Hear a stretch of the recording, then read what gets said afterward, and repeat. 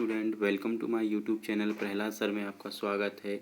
आज हम वर्ष 2023 में हायर सेकेंडरी मुख्य परीक्षा वर्ष 2023 के भौतिक शास्त्र के पेपर का सॉल्यूशन करने वाले हैं। चलिए देखते हैं इसका जो फर्स्ट प्रश्न है, जिसमें सही विकल्प चुनकर लिखना है। जो भी स्टूडेंट चैनल पर नए हों तो वीडियो के नीचे लिंक पर क्लिक कर चैनल को सब्सक्राइब जरूर कर लें, क्योंकि इस वर्ष का जो पेपर रहेगा इसका भी सॉल्यूशन आपको जल्द ही चैनल पर प्रोवाइड कर दिया जाएगा। चलिए वीडियो को स्टार्ट करते हैं। पहला प्रश्न है सही विकल्प चुनकर लिखना है, जिसका पहला प्रश्न देखते हैं। धारा घनत्व का ऐसा ही मात्रक है, तो इसका जो राइट ऑप्शन रहेगा ये रहेगा सेकंड वाला एम्पियर प्रति मीटर स्क्वायर। अगला प्रश्न है शुद्ध संधारित्र युक्त प्रत्यावर्ती परिपथ में प्रवाहित धारा एवं आरोपित वोल्टता के मध्य कलांतर होता है, तो ये कलांतर रहेगा थर्ड वाला ऑप्शन π/2 यानी कि 90 अंश अग्रगामी होगा। अगला प्रश्न है कि भाभा परमाणु अनुसंधान केंद्र स्थित है, तो इसका जो राइट ऑप्शन है ये स्थित है मुंबई में। अगला प्रश्न है जर्मेनियम अर्धचालक में वर्जित ऊर्जा अंतराल होता है, तो इसका जो राइट ऑप्शन है ये थर्ड रहेगा 0.72 इलेक्ट्रॉन वोल्ट। अगला प्रश्न है किस उपकरण का उपयोग दृष्टिकारी के रूप में किया जाता है, तो इसका जो राइट ऑप्शन है ये है फर्स्ट संधि डायोड। अगला प्रश्न देखते हैं दूरदर्शी में नेत्रिका की फोकस दूरी अभिदृश्य की फोकस दूरी की तो ये होती है से कम होती है, ये नेत्रिका से कम होती है।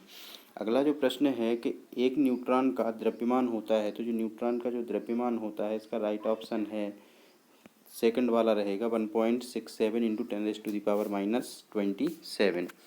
चलिए अगला प्रश्न देखते हैं, ये इसका इंग्लिश वर्जन है। इसके बाद अगले प्रश्न में देखना है रिक्त स्थानों की पूर्ति करना है। तो जो पहला प्रश्न है देखते हैं आदर्श प्रेरकत्व का ओमीय प्रतिरोध होता है, तो ये होता है 0। अगला प्रश्न देखते हैं दिष्ट धारा की आवृत्ति होती है, तो दिष्ट धारा की भी आवृत्ति कैसी होती है 0 होती है। सबसे अधिक आवृत्ति की विद्युत चुंबकीय तरंगें होती हैं, तो सबसे अधिक आवृत्ति की जो विद्युत चुंबकीय तरंगें होती हैं इसका जो विद्युत चुंबकीय तरंगें ये होगी गामा तरंगें होंगी। अगला प्रश्न है चौथा प्रकाश तरंगों की आवृत्ति खालिस्तान की कोटि की होती है, तो ये जो उनकी आवृत्ति होती है ये होती है 10⁻14 की घात यानी कि हर्ट्ज कोटि की होती है। अगला प्रश्न है कि प्रकाश का वेग विरल माध्यम से सघन माध्यम में जाने पर तो ये हो जाएगा कम। अगला प्रश्न है चुंबकीय क्षेत्र एक राशि है, तो ये होगी सदिश राशि होगा।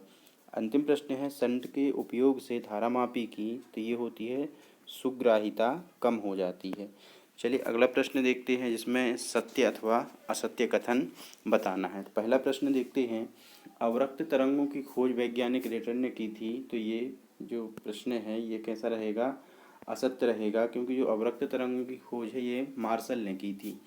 अगला प्रश्न है नेज अर्धचालकों के मुक्त इलेक्ट्रॉनों की संख्या होल की संख्या की बराबर होती है, तो ये बिल्कुल सत्य है।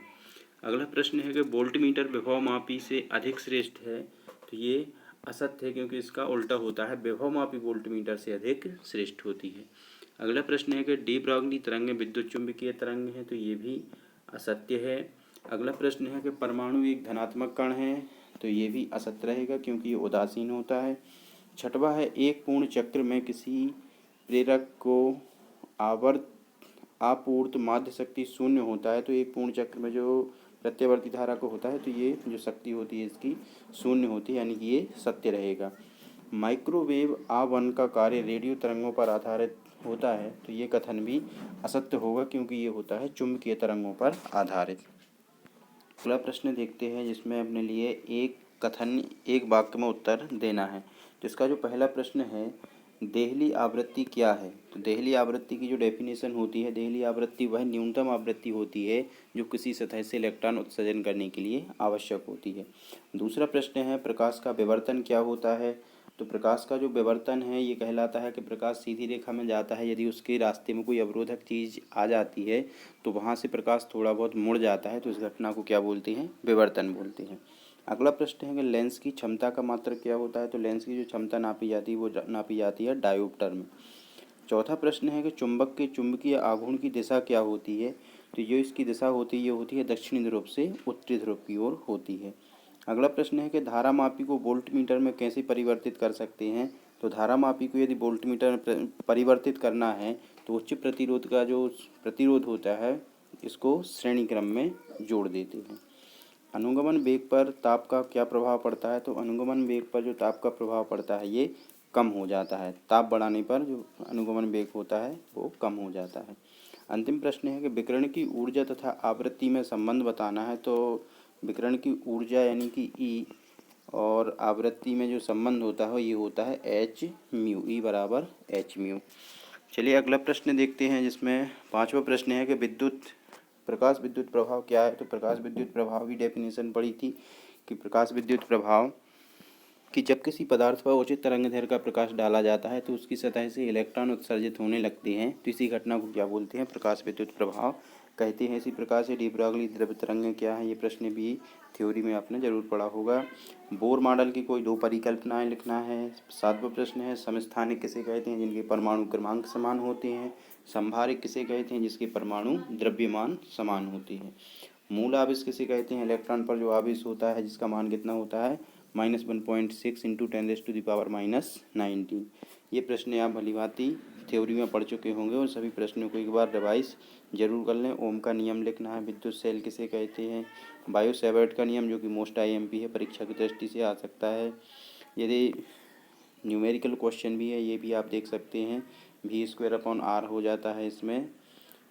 संयुग्मी फोकस लेंस उत्तल और अवतल दोनों लेंसों को जोड़कर संयुग्मी फोकस बनाते हैं।